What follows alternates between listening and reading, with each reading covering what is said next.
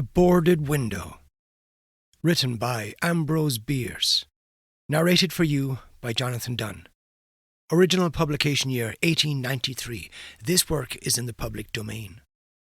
Production and narration copyright 2025. Jonathan Dunne. In 1830, only a few miles away from what is now the great city of Cincinnati, lay an immense and almost unbroken forest.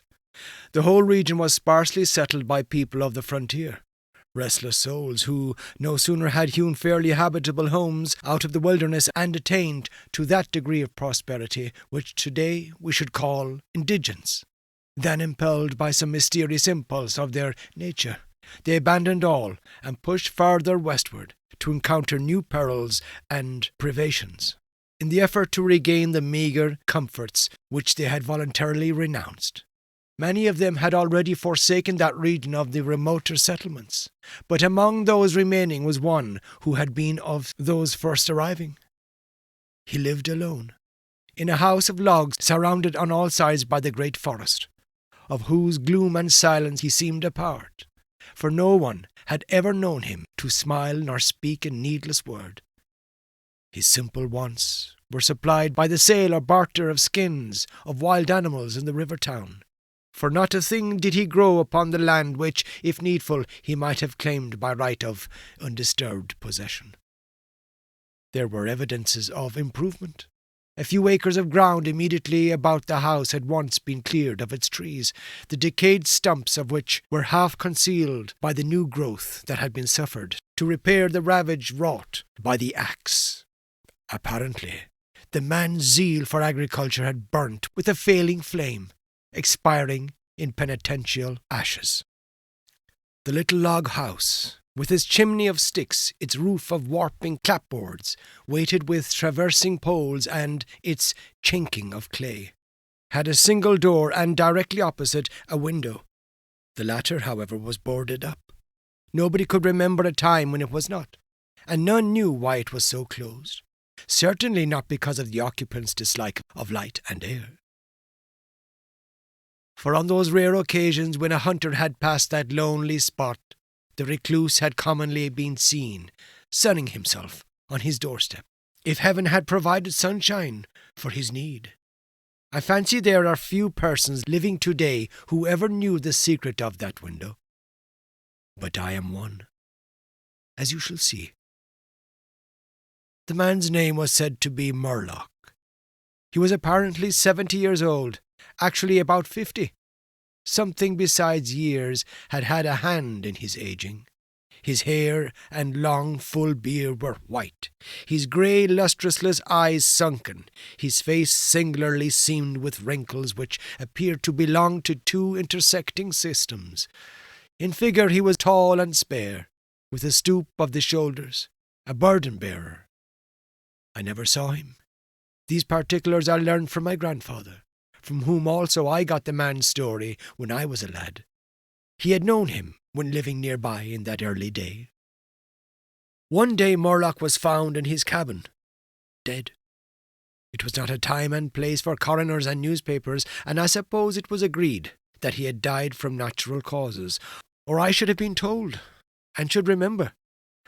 I know only that with what was probably a sense of the fitness of things, the body was buried near the cabin, alongside the grave of his wife, who had preceded him by so many years that local tradition had retained hardly a hint of her existence.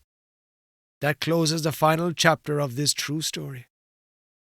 Excepting, indeed, the circumstance that many years afterwards, in company with an equally intrepid spirit, I penetrated to the place and ventured near enough to the ruined cabin to throw a stone against it, and run away to avoid the ghosts which every well-informed boy thereabout knew haunted the spot. But there is an earlier chapter, that supplied by my grandfather. When Murlock built his cabin and began laying sturdily about with his axe to hew out the farm, the rifle, meanwhile, his means of support, he was young, strong, and full of hope. In that eastern country whence he came, he had married, as was the fashion. a young woman in all ways worthy of his honest devotion, who shared the dangers and privations of his lot, with a willing spirit and light heart. There is no known record of her name, of her charms of mind, and tradition is silent, and the doubter is at liberty to entertain his doubt. But God forbid that I should share it. Of their affection and happiness there is abundant assurance in every added day of the man's widowed life. For what but the magnetism of a blessed memory could have chained that venturesome spirit to a lot like that? One day, Murlock returned from gunning in a distant part of the forest to find his wife prostrate with fever and delirious. There was no physician within miles, no neighbour, nor was she in a condition to be left to summon help. So he set about the task of nursing her back to health. But at the end of the third day, she fell into unconsciousness, and so passed away, apparently, with never a gleam of returning a reason. From what we know of a nature like this, we may venture to sketch in some of the details of the outline picture drawn by my grandfather. When convinced that she was dead, Murlock had sense enough to remember that the dead must be prepared for burial. In performance of this sacred duty, he blundered now and again, did certain things incorrectly, and others which he did correctly were done over and over. His occasional failures to accomplish some simple and ordinary act filled him with astonishment, like that of a drunken man who wonders at the suspension of familiar natural laws.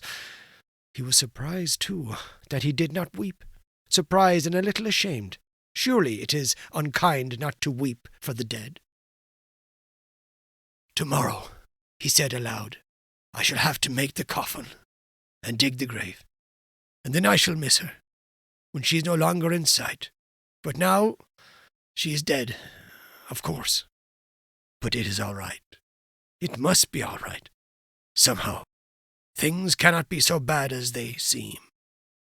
He stood over the body in the fading light, adjusting the hair and putting the finishing touches to the simple toilet, doing all mechanically with soulless care, and still through his conspicuousness ran an undertone of conviction that all was right, that he should have her again as before, and everything explained. He had no experience in grief. His capacity had not been enlarged by use. His heart could not contain it at all, nor his imagination rightly conceive it.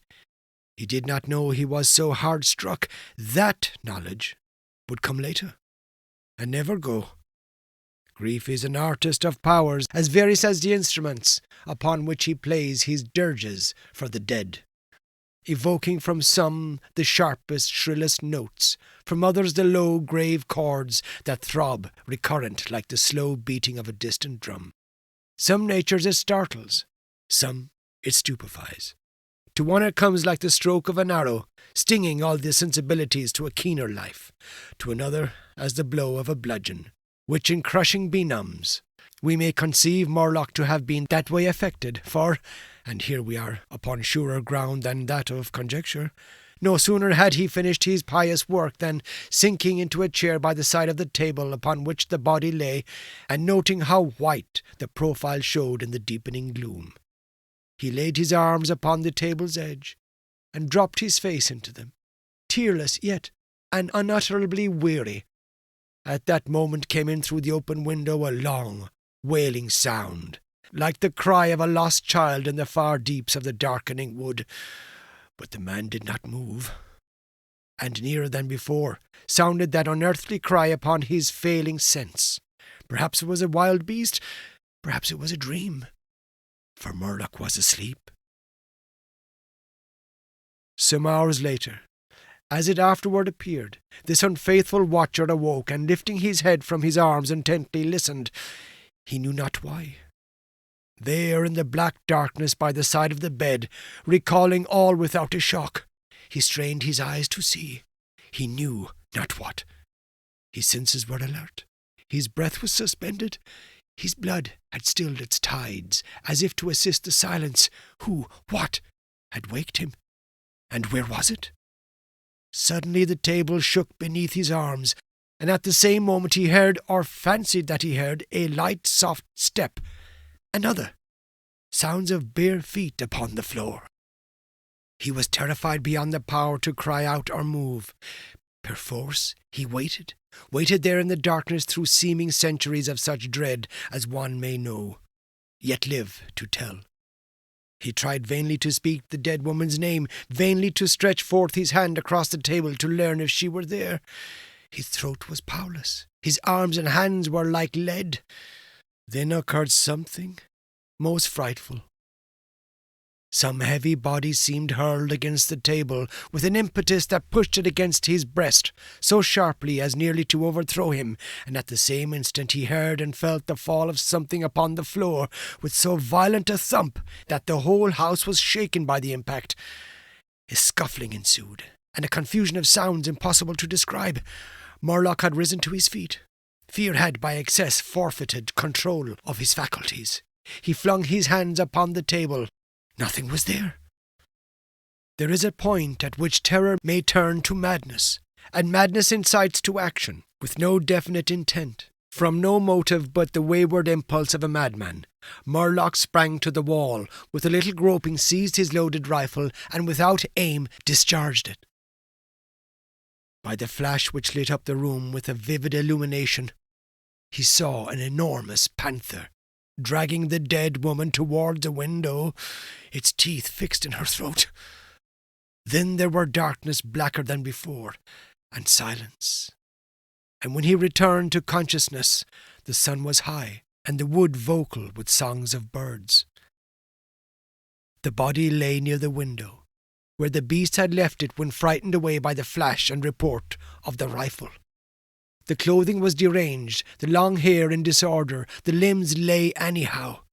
From the throat, dreadfully lacerated, had issued a pool of blood not yet entirely coagulated. The ribbon with which he had bound the wrists was broken. The hands were tightly clenched. Between the teeth was a fragment of the animal's ear. The end.